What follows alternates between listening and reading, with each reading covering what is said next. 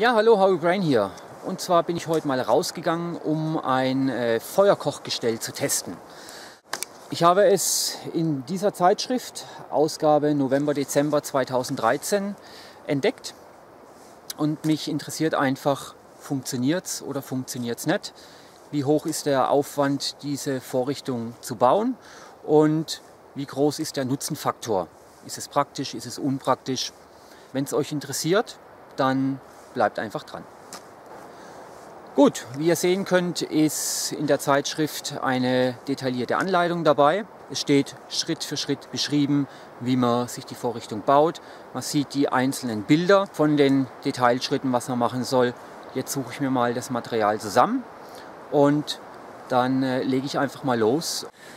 So, ich habe jetzt eine ganze Weile gesucht, aber habe dann doch letztendlich die Äste in der Form gefunden, wie ich sie brauche. Ist gar nicht so einfach. Auf jeden Fall, hier habe ich meine Äste, die ich brauche. Und jetzt bin ich gespannt, wie es mit dem Vorbereiten funktioniert. Gut, das erste, was ich brauche, ist eine Astgabel. Die habe ich hier. Die kürze ich mir jetzt auf die richtige Länge zurecht. Dann benötige ich hier ein Gegenstück. Das lasse ich so, wie es ist. Spitze es mir hier gerade ein bisschen an.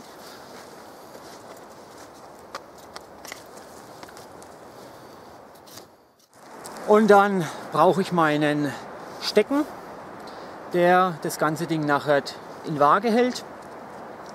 Und an diesem Stecken brauche ich vorne an meiner Seite wie eine Spitze, die wie ein Spatel oder ein Spachtel aufgebaut ist. Den schnitze ich mir jetzt auch zurecht.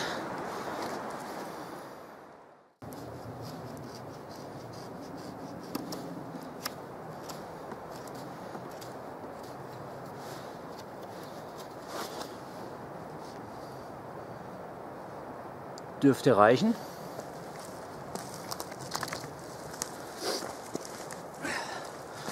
Und dann kommt das Highlight, meine Aufhängung für den Topf. Die kürze ich mir hier unten ab, dass gerade der Haken hier stehen bleibt, den mache ich mir auch noch ein bisschen kürzer. Und dann geht es darum, dass ich mir hier in dieses Längsstück mehrere Kerben reinmache, weil es dann später so auf dem Spattel hängt und ich das hier in der Höhe regulieren kann. Laut der Anleitung sollten die Kerben auf der Gegenseite des Hakens sein. Die mache ich jetzt einfach mal rein.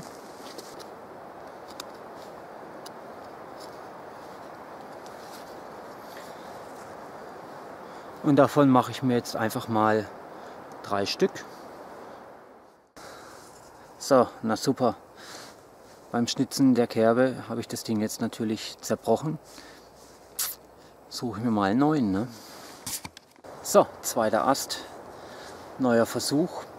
Wie gesagt, hier die Kerben habe ich jetzt gleich etwas steiler als den 90-Grad-Winkel eingeschnitten und habe einfach zu Testzwecken auch auf der Gegenseite eine Kerbe reingemacht. Und jetzt will ich einfach mal gucken, bei welcher dass der Topf einfach stabiler steht oder stabiler hängt, ne?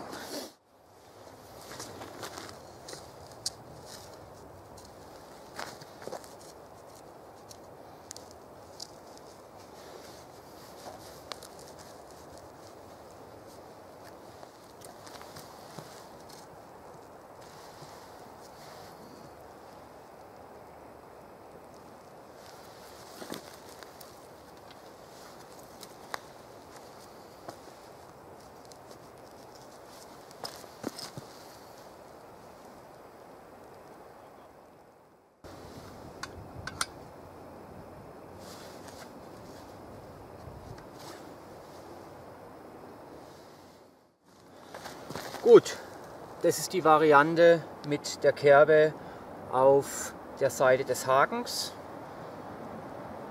Und ich finde, da hängt er eigentlich recht gut.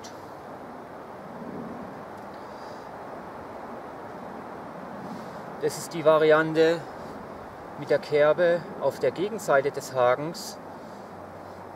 Und da ist einfach das Risiko, finde ich, wenn er sich in die Richtung neigt, dass er hier aus der Kerbe rausspringt. Wobei ich mir vorstellen kann, dass das auch was damit zu tun hat, in welchem Winkel ich hier meinen Stab stelle. Wenn ich den jetzt ganz runter mache, hängt er natürlich ganz anders dran. Also ich denke, das spielt auch eine Rolle, aber ich persönlich finde, egal in welchem Winkel, die Variante, wenn ich die Kerbe auf die Seite mache, wo mein Haken ist, sicherer. Gut, jetzt zum Praxistest. Jetzt mache ich mir ein kleines Feuerchen, denn nach der ganzen Arbeit habe ich mir einen Kaffee verdient und dann melde ich mich wieder mit meinem Fazit.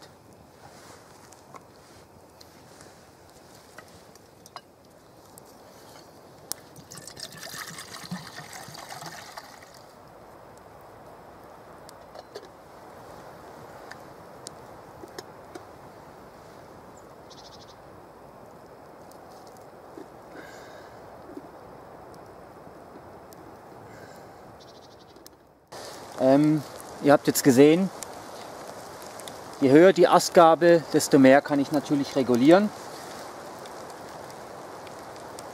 Für meinen Haken, den ich hier rein gemacht habe, ist das Feuer jetzt zu hoch oder meine Astgabel zu niedrig.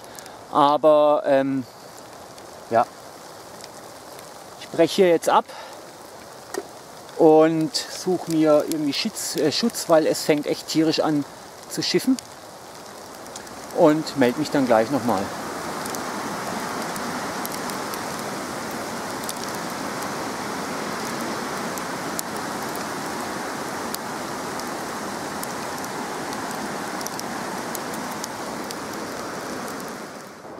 So, ich muss sagen, es ist echt verrückt. Vor 2-3 Minuten kam hier voll der Guss runter mit so kleinen Hagelkörnern. Jetzt sieht man hier hinten schon wieder die Sonne langsam rauskommen. Und ja, nachdem ich mein Zeug in Sicherheit gebracht habe, wollte gerade losmarschieren, war es auf einmal wieder vorbei. Meinen Kaffee gönne ich mir jetzt trotzdem, deswegen bin ich herausgekommen. Und ich wollte euch ja auch noch ein Fazit geben, was ich von der ganzen Sache halte. Also ich muss als erstes sagen, mein Fehler, den ich gemacht habe, meine Astgabel war etwas zu kurz. Dadurch ist mein Topf auch relativ weit runter ans Feuer gekommen. Letztendlich finde ich die Konstruktion nicht schlecht. Ich finde sie aber sehr aufwendig zu bauen.